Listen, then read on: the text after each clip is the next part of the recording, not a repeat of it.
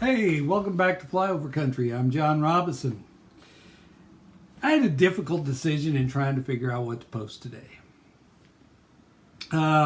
Yesterday I watched part of the Dog and Pony Show that was Attorney General Barr giving his report to Congress, and Congress really not paying any attention to what Attorney General Barr had to say. They're not interested in ending the investigation. As a matter of fact, I strongly suspect they're going to try to open an investigation into Attorney General Barr or Robert Mueller or something else because they didn't find what they wanted to find. And they need a continuing investigation in order to get rid of Trump as president. They can't do it on ideas. They can't do it on the economy. They can't do it on foreign policy. They really just are having serious issues just trying to get Trump out of there. And they don't want Trump in there. And I will talk to you about that whole issue with why do they want to get rid of Trump so bad at a later date. Because I'm actually working on preparing some for that. But the other choice I had came from the news just the other day.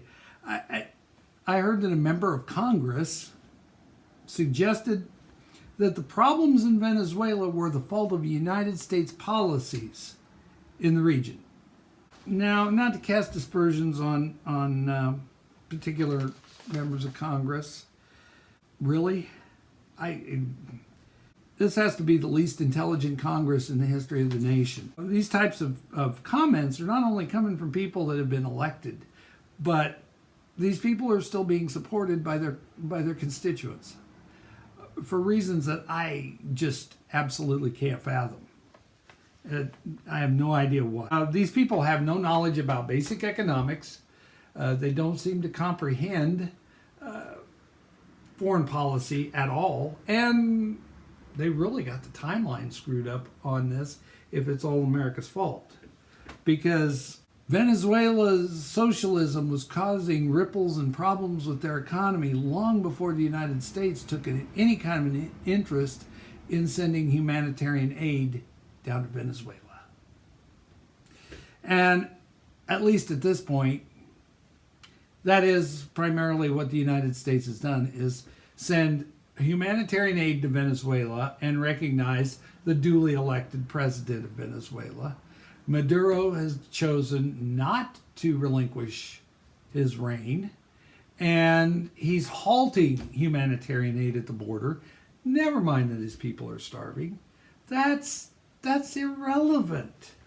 They're starving because he needs to exercise control over his population. By the way, that is a primary tenet of socialism, authoritarian government. You can't have one without the other. Socialism is destined to collapse on itself without an authoritarian regime propping it up. That's a given. It just won't work any other way, and I will get into that in further detail at a later date when I discuss why socialism doesn't work. It's fatally flawed right from the start. Because once people wise up, they're like, hey, this is not what I signed up for. If you have a democratic regime, that Democrat is going down. You know, we have a Bernie Sanders in there wants to institute socialism in America.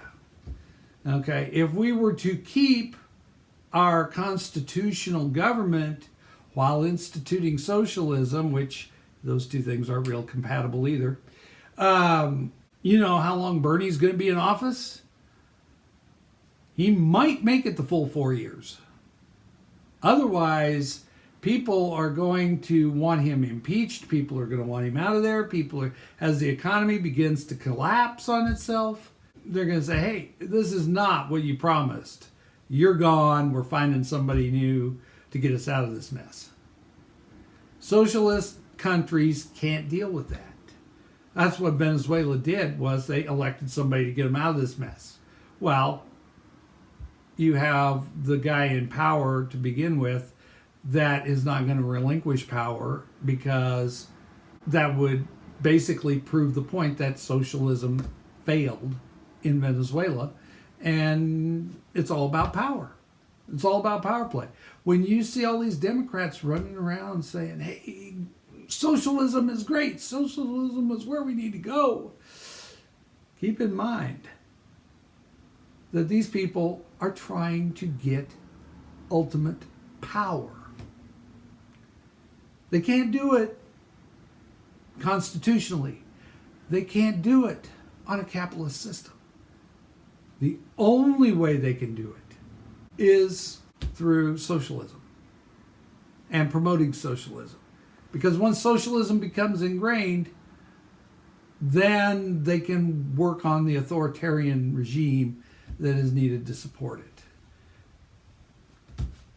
So when they tell you that socialism has never been tried correctly, no, it's been tried. It's been tried every way that it can be tried. It is not compatible with democracy. It's not compatible with a republic. It's only compatible with an authoritarian rule that will force people to comply. If people are allowed to choose for themselves, are they going to comply?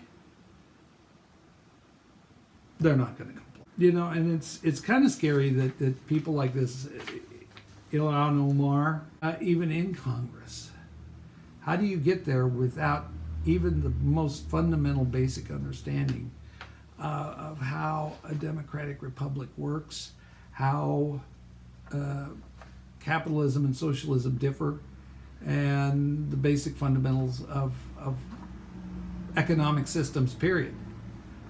It boggles my mind. The road to liberty is not one that you can get back to with no trouble.